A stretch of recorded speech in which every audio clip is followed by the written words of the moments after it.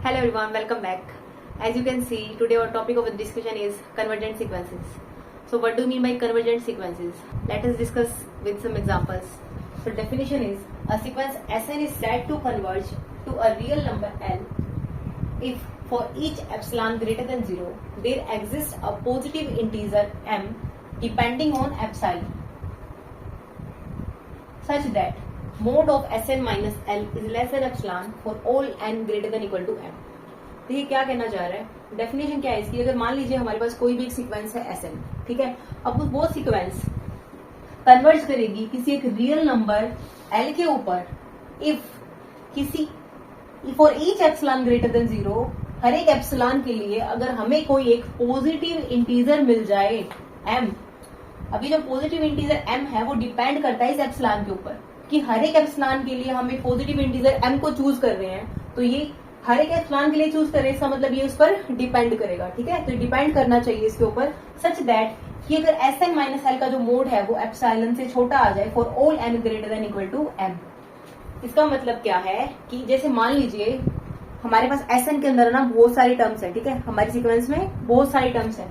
तो जैसे हम यहाँ मान लीजिए टर्म्स लिखते हैं S1, S2, S3, ठीक है, ऐसे S100, S101, इस तरीके से चलती जा रही है, ठीक है, ये कोई सीक्वेंस है. अभी क्या कहना चाह रहा है कि S1, S2, S3 हम मान लेते हैं कि यहाँ कहीं S99 आएगा, S99 आएगा. S99 जो टर्म है वहां तक छोड़कर बाकी की जो आगे वाली टर्म है वो किसी एक नंबर पर कन्वर्ज कर जाए, ठीक है. विच मीन्स देखिए एन और एम को आप इसको इससे कैसे रिलेट करोगे.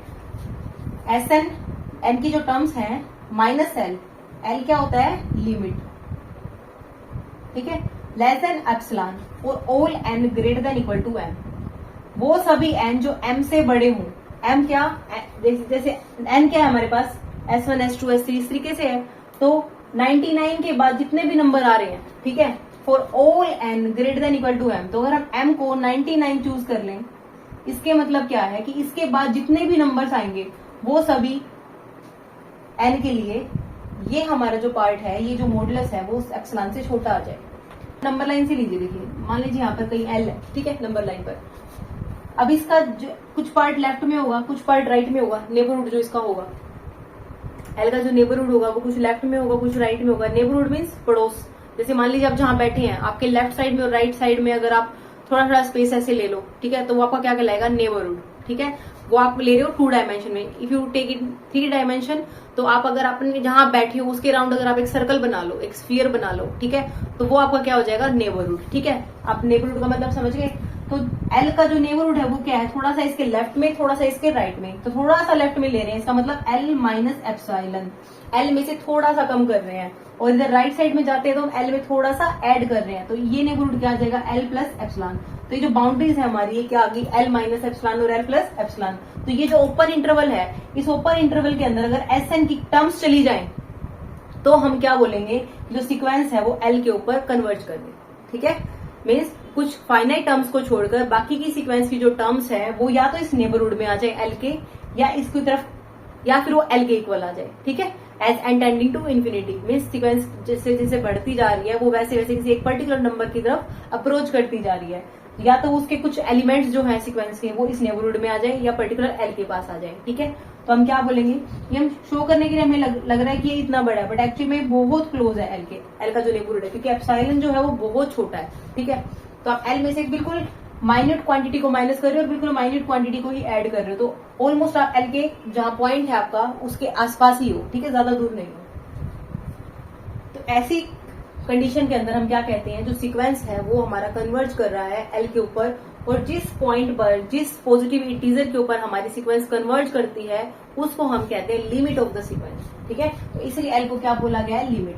तो एक्चुअल में ये जो है इसको आप क्या लिख सकते हो, Sn माइनस एल जो है ये आपका कहां से कहां के बीच में लाई कर रहा है, माइनस एप्सिलॉन से प्लस एप्सिलॉन के बीच में, ठीक है. बोल सकते हो L minus epsilon is less than Sn is less than L plus epsilon, ठीक है.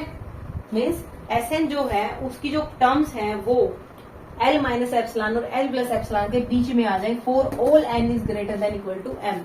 मीन्स कुछ फाइनाइट टर्म्स को छोड़कर बाकी की जो भी टर्म्स आ रही हैं वो सभी की सभी टर्म्स जो हैं वो एल के नेबरहुड में आ जाए। ठीक है, इसका मतलब होता है कि हमारी जो सीक्वेंस है वो कन्वर्ज कर जाएगी किसी एल पॉइंट के ऊपर, और एल क्या कहलाएगी, लिमिट ऑफ द सीक्वेंस। हम एग्जांपल की हेल्प से इसको डिस्कस करते हैं। देखिए हम इसको इस तरीके से भी लिख सकते हैं कि जो सीक्वेंस है एस एन, अगर हम इसके ऊपर लिमिट लगा दें for N tending to infinity, ठीक है, एन इन्फिनिटी की तरफ टेंड कर रहा है, टेंड करना मतलब ये इन्फिनिटी को अप्रोच कर रहा है, ये टर्म्स बहुत ज्यादा आगे चलती जा रही है, तब अगर ऐसा हो तो वो लिमिट जो है वो एल आ जाए। ठीक है, कोई एक फाइनाइट हमारे पास इंटीजर आ, ठीक है।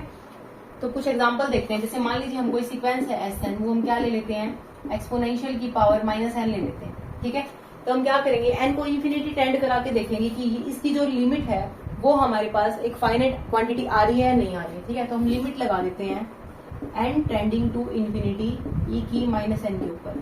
ठीक है, अगर आप एन टेंडिंग टू इन्फिनिटी लगाओगे तो इसको आप क्या लिख सकते हो, limit N tends to infinity, इसको हम क्या लिख सकते हैं, 1 अपॉन ई की एन। ठीक है, अब अगर हम इस पे लिमिट लगाएं तो हमारे पास क्या आएगा, 1 अपॉन ई की इन्फिनिटी। ठीक है, ई की infinity is infinity and 1 upon infinity is 0। और सिंपल सीक्वेंसेस भी ले सकते हो, जैसे हम सीक्वेंस लेते हैं एस एन 1/n, अगर आप ये वाली सीक्वेंस ले लो। ठीक है, अब देखो इसको तो आपको देखते ही पता चल रहा है कि ये 0 की तरफ अप्रोच करेगी, क्यों, क्योंकि इस सीक्वेंस को अगर आप एक्सपेंड करते हो, n belongs to the natural numbers, तो हमारे पास क्या आएगा, for all n belongs to the set of natural numbers, तो हम क्या करेंगे, 1/2, 1/3, देखिए ऐसे सीक्वेंस जाएगी।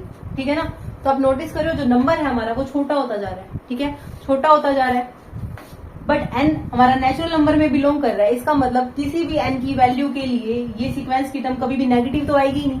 ठीक है, इसका मतलब अगर आप नंबर लाइन की हेल्प से ड्रॉ करो तो हमारी मैक्सिमम वैल्यू क्या है, 1 है, उसके बाद हाफ, फिर देखो ये धीरे धीरे करके 0 की तरफ अप्रोच कर रही है, 1/3, 1/4। ठीक है, लेकिन नेगेटिव नहीं जाएगी, क्यों, क्योंकि n जो है हमारा नेचुरल नंबर में बिलोंग कर रहा है, नेचुरल नंबर्स के सेट में नेगेटिव नंबर्स तो इंक्लूड ही नहीं होते, इसका मतलब ये जो सीक्वेंस है वो 0 की तरफ अप्रोच करेगी as N tending to infinity. But आप इसको कैसे लिख सकते हो, देखो आप इसको ऐसे भी लिख सकते हो, limit N tending to infinity S N, इसको आप कह सकते हो कि limit N tending to infinity 1 upon N which is equal to 1 upon infinity which is equal to 0। तो एस एन जो सीक्वेंस है वो हमारी कहाँ अप्रोच कर रही है, 0 की तरफ as N tending to infinity. तो ये जो 0 होगी ये क्या कहलाएगा, limit of the sequence S N which is equal to 1 upon N. Okay, I hope आपको कन्वर्जेंट सीक्वेंस की डेफिनेशन क्लियर हो गई होगी, साथ ही एग्जाम्पल भी समझ आ गया होगा। Please do like, subscribe and share. Thank you.